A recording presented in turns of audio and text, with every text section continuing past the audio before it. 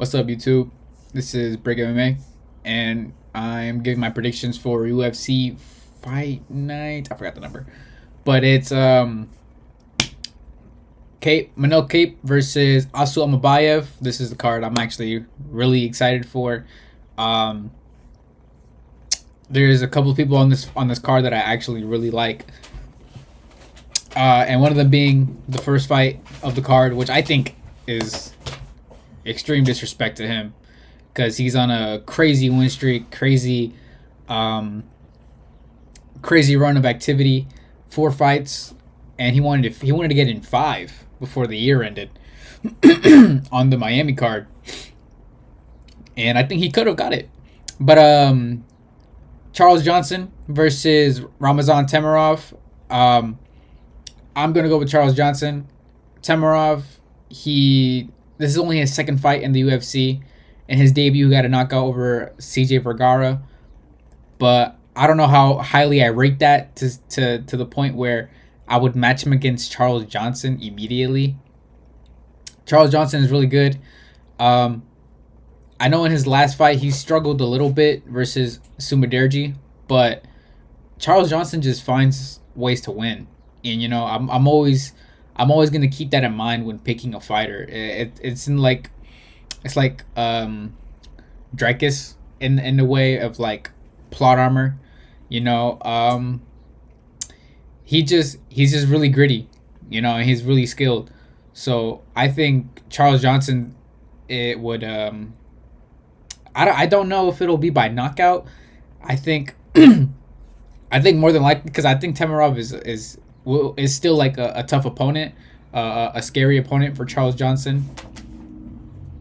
But I think he can either get the finish or he'll win by decision. I think maybe Temirov might win the first round, pressure heavy. So it could be like a 29-28 Charles Johnson. I think in the second, third round is where he'll definitely do his best work as the fight goes on. And then really separating the gap between him and Temirov. And maybe get a late round finish. Excuse me. Back you Doba. Alright, but next up, Andrea Lee versus JJ Aldrich. I'm going to go JJ Aldrich. She is currently on a winning streak. Andrea Lee is currently on a 3-loss streak over the last, I think, 2 years. I'm not going to spend too much time on it. I just think JJ Aldrich is going to win. Probably by decision. Next. Danny Silva versus Lucas Almeida. I really like Danny Silva. I'm a big fan. His striking's very fun. He is very durable. He missed weight, I believe, in his debut, which was his last fight, versus Josh Coolibao. I don't know why he got cut. I actually enjoyed Coolibao. I actually enjoyed some of the people that they cut. I enjoyed Stamen. I enjoyed Lapilus. Oh man, Lapilus, bro, that blows me. That blows me because he was so underrated. He could have definitely had a solid run in bantamweight. But yeah. So I think Danny Silva gets it done. Against Almeida. Almeida is pretty beatable. He has, I think, two wins in his last 4, 5. And I think he has 2 losses or 3 losses. I don't know how highly I rate Almeida. I think he would put up a good fight with Danny Silva, but I think this is just one of the ones that you give to the prospects. You know what I'm saying? So I'm going with Danny Silva probably by, I'm gonna say second round knockout or TKO. All right. Next, Ricardo Ramos versus Chepe Marascal. I'm also a really big fan of Chepe. I think he's super underrated. I think he can definitely make a run into the top 10 of featherweight. He's like Christian Rodriguez, but he's beating like actual relevant talent. You know what I'm saying? Like Chepe beat Jack Jenkins. He beat uh the Pirate, Morgan Charrier. Um, I think I'm forgetting like one, two other more people, but I got Chepe. I think he's gonna win by finish. I don't know whether it would be TKO or submission. I think his last couple of fights he's won by TKO. I think he's won by TKO twice out of like the last 4, 5, something like that. But yeah, I think Chepe is gonna actually bulldoze through Ramos. I rate Chepe very highly. So yeah. Next up, Austin Lane versus Mario Pinto. I actually haven't seen Pinto on the Contender Series from my memory, so the odds are minus 550. I don't know if he's just like a striker. I would assume so. It's heavyweight. But honestly, bro, if that's the case, I wouldn't even bet on him. You know? Austin Lane, his last fight, he was supposed to get... He was like minus... These are like the same odds when he was fighting Robelis de Spain, and he was supposed to be most likely similar to what Mario Pinto is. And Austin Lane just clinched and wrestled to a decision win, and I think he can definitely do that again. Would I bet on him to do it? I mean, I put like a little dollar or two, but I don't know because I really don't know too much about Mario Pinto to choose him. So I guess I'm just gonna have to go with the familiar face. I'm gonna go with Austin Lane to win by wrestle decision, 29-28 probably. Because I think in one of the rounds he'll definitely get dropped and hurt. Actually, but if he gets dropped and hurt, he's probably done. Yeah, that's the thing. He's very chinny for a heavyweight, and that's surprising because he's like 6'6". You know what I'm saying? And he's not even like thin framed. He's pretty big for like he has like a very big athletic heavyweight build, but he just has no chin. And I'm surprised. Honestly, I'm surprised he hasn't been cut yet. You know, I think if you had to cut any heavyweight, one of them had to be Austin Lane. I mean, I like Austin Lane, but I think with the heavyweights that they were cutting, like Jairzinho, bro. No, I'm keeping Jairzinho. I'm getting rid of Lane. But yeah, I don't really know. Moving on to the prelims: Danny Barlow versus Sam Patterson. Sorry. This is not the year for undefeated fighters, and I think Danny Barlow is pretty overrated. Hold on. There's a fucking hair on my screen. All right. But yeah, I don't know how highly I rate. Actually, wait, is this the main card? Oh shit, my bad. I'm bugging out. My bad. On the main card, Danny Barlow versus Sam Patterson. Again, like I was saying, I don't think Barlow is that good. He has a decision win and then a knockout in his for his first 2 fights or a couple fights in the UFC. Sam Patterson is coming off a really hot win streak of 2 submissions within the first round. I believe both were in the first round. But I think coming into the UFC, showing how good you are at grappling, kind of equates to how skilled you are in general. Because I think for most MMA fighters, grappling is like the hardest aspect to be good at. Because you have to, because I feel like a lot of fighters don't see how applicable it is to a lot of situations. I think a lot of fighters choose to just stay on the feet just because that's more, I guess, natural for them, regardless if they're strikers or not, or if they're mixed or like hybrid. I think a lot of grapplers tend to be more talented than the strikers that come in, and I think this is one of those situations, and I think Sam Patterson gets it done. Probably by, I'd say, ooh, I think he submits him within 2 rounds. I think Sam Patterson wins within the first 2 rounds. All right, next, Hyder Emil versus William Gomez. Hyder Emil, undefeated fighter with a couple fights in the UFC. I don't really rate him as much either. I think William Gomez is a very talented fighter, very skilled fighter. I don't rate him as highly as I do Chepe because I think Chepe beats him.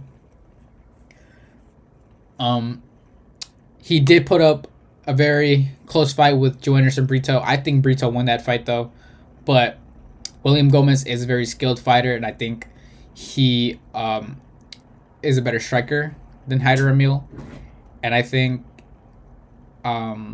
he has the skill to win 3 rounds straight by points. Yep. Next, I don't even know how to say his name for real. Nasrat Hakparast versus Esteban Hebovics. All right, now both guys are really good, but I think I'm gonna go Hebovics, right? And I think I'm gonna go Hebovics is because even though this is the odds, I feel like aren't showing how close this can be because of Hebovic's last fight, but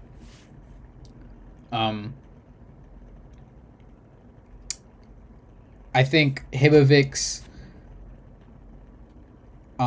showed that he does not lose his will in the fight. You know, he's able to overcome the adversity of losing. So I think in a close fight like that, having that intangible ability definitely gives you a big edge over your opponent. And I think with the like paired with the power and striking that Hebovics has in his utility, I think I'm going with Hebovics, but I don't. It's not gonna be by knockout. I don't believe. I think it's gonna be 3-round decision, hard fought. And honestly, I'm really surprised because I don't know why this fight isn't the co-main. You know, Julian Marquez got a 1-second knockout over Zach Grace, and then he gets a co-main spot. Like what? Like what? What are we doing? You know. But yeah, he has power. Oh yeah, sorry, I didn't even whatever. Julian Marquez has solid power. Decent grappling. I don't know if you guys seen that graphic. The UFC posted 1 in 79 fighters to have 3 different submissions. Like, come on, bro. Like, if you're gonna use graphics like this to hype them up, bro, just put them on the prelims, bro. You know, that's not a stat that you can really use to hype up. You know what I'm saying? Because there's 78 other fighters that you can say that about. You know, you could have even said like his win streak or something. But 1 in 79? Come on, bro. Come on, bro. Dana, what we doing, bro? Fuck. I'm like low key sick. Cause I be smoking. And that shit be getting to my throat. I feel like that shit been starting to get to my throat. Pause. You know what I'm saying? But Cody Brundage. Not much to talk about for him, to be honest. I'm pretty sure his last fight was against Bo Nickel, right? I think that was it. And that fight wasn't that impressive, honestly. Oh wait, no. Last fight was a no contest in the first 30 seconds. Oh, he also beat Zach Reese. Then he got a DQ win. Then he lost to Cedric Dumas. Then he lost to... Oh, okay, but this is a couple years ago. And they're both pretty unexperienced. They both have like under 15 fights. I don't know. Okay. See, like, I'm looking at Julian Marquez fight history. And I think that we've seen now Marc-Andre Barriault, the Canadian, isn't that good. You know? Obviously you improve and you get better and stuff like that, but that's not high level competition. Shit, man. Fuck.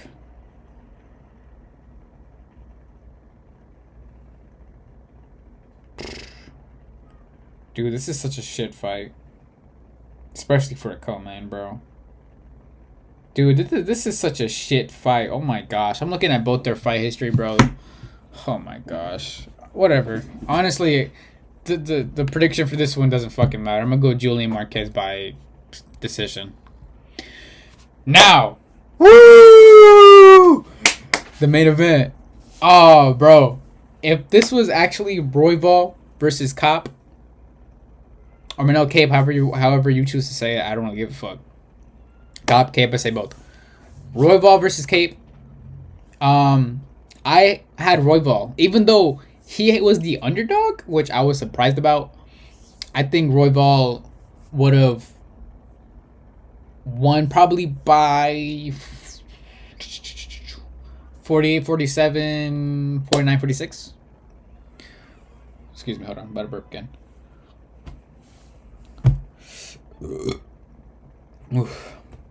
Excuse me, bro. But yeah. So, fuck.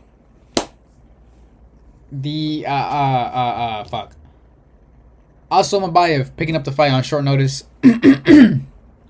I think this is a very close fight. Again, the odds don't really show how close of a fight this will be.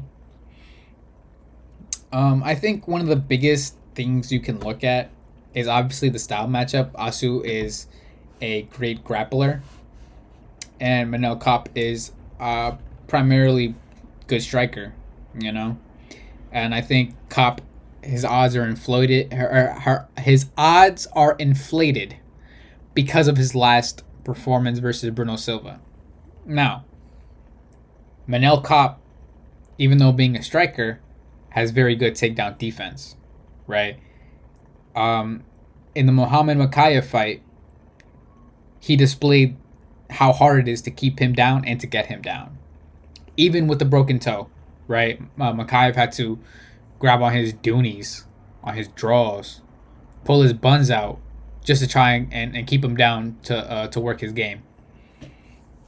Now, I think that is definitely going to present some issues for Almabayev. And Almabayev has... I don't think either has been in a 5-round fight before. Right? I'm not too sure. Has Asu been in one? I think no, he hasn't. He wasn't. It was a 3-rounder versus Mateus Nicolau, which I think was another unrifled cut. But that's also one of the things that people can look at. You know, Kape lost to Nicolau a while ago, and then Almabayev beats him. I think that was also by split decision. But I don't know, man. This is a really interesting fight to think about, because this is one of the times where a lot of the Eurasian fighters, you know what I'm saying, don't have that aura to them anymore. Because, like, I think if they had made this fight, like, a couple months ago, they would have Almabayev as, like, the minus... Like before the Umar loss, I think...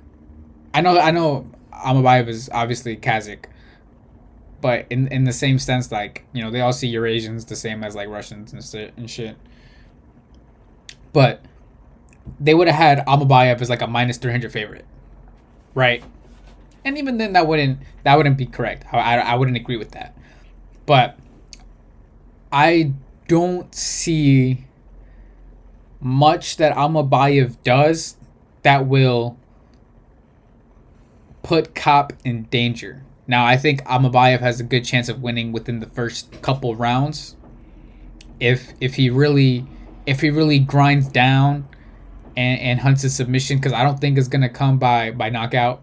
You know, he has decent power, but I don't think he's gonna catch Manel that clean in order to hurt him that bad. It could be submission, it could be ground and pound. Those are some of the ways he could win, but I think if Manel Kape comes in like fully healthy, he stays healthy throughout the fight. I think he has the tools to definitely beat Almabayev. I think he's like just slightly over, especially with the striking. Um, but I think if this Manel Kape was coming into fight Royval, I think this Manel Kape loses, and he loses all the aura he just rebuilt, you know. But I think this fight is definitely gonna give him some more aura points, right? I think beating, they're gonna be like, some of the casuals that follow the sport on TikTok are gonna be like, but he beat a Dagestani. Like, 100% people are gonna call Asu Almabayev a Dagestani. Like 100%, some casuals on Twitter are gonna call Almabayev a Dagestani. Now, not to say I'm not pretty casual myself, right? I have pretty stupid takes. A lot of my takes are sometimes wrong. Well, actually, a lot of my takes are wrong whenever I do these videos, but um, but sorry, I'd be losing my train of thought. Just to reiterate, I think I'm gonna make a final prediction. I think Manel Kape will win by round 4 TKO. I think Almabayev is gonna try that to grind him out. It's not gonna work, and then he's gonna be tired, and Manel Kape is gonna piece him up until he falls.